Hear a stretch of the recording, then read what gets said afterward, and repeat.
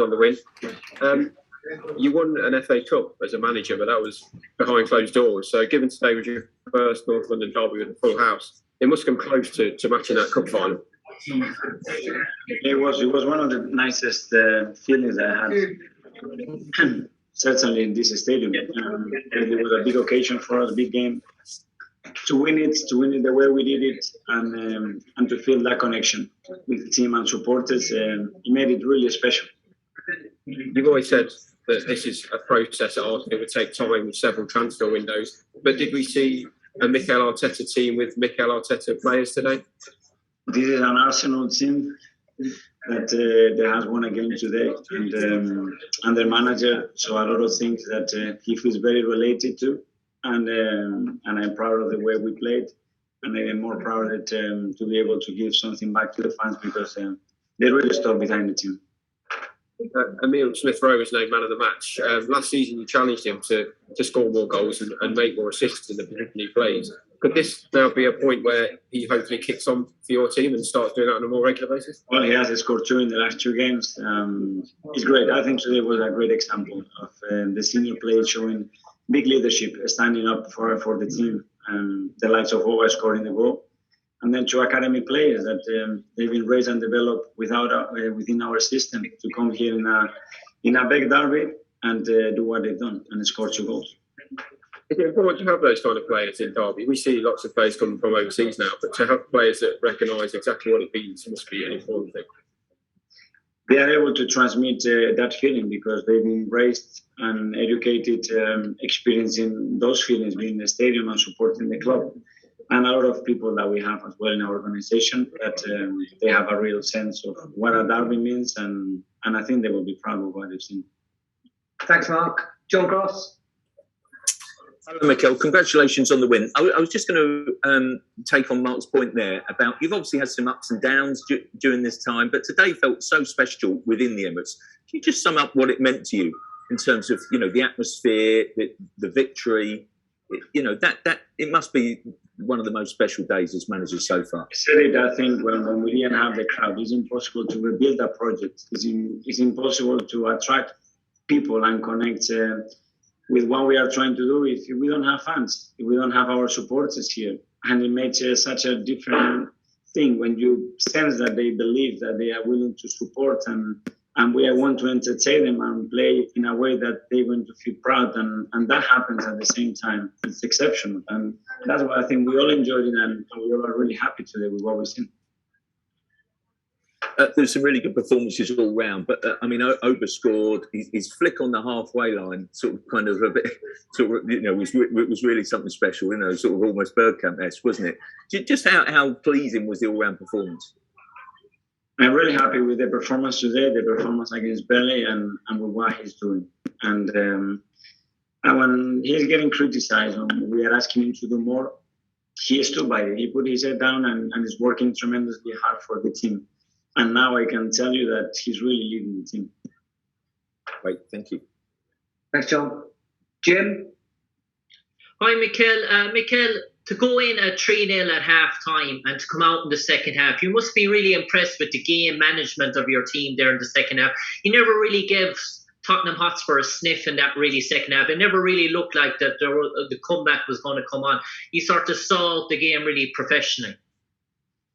Well, I think we did, but there are certain aspects that we had to do better in the second half. The way we gave the ball away in difficult areas, the way we defended some of the runs in behind, we could have done better, but it's understandable. They are chasing the game, they are throwing everything, they are putting 6-7 players in our last line, attacking with a lot of width and players inside, and it was difficult to control that, but overall very happy.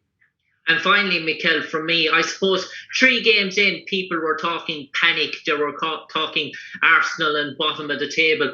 3 games later now, you're only 4 points off Liverpool at the top of the league. It's a really tickle sort of business when you think about it, that we're only 6 games in and a 3-game swing and everything has changed.